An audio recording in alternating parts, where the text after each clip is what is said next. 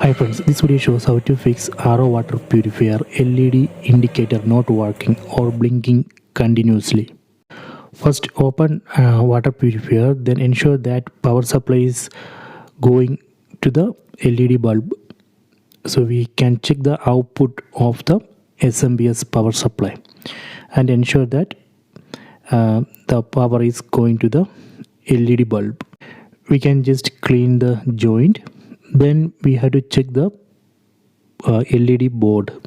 For this water purifier, LED board and controller are located at the top side. Let me open it. So here we can see the LED board and some connections. Make sure that connections are proper and it's not broken. If required, just clean it and reconnect.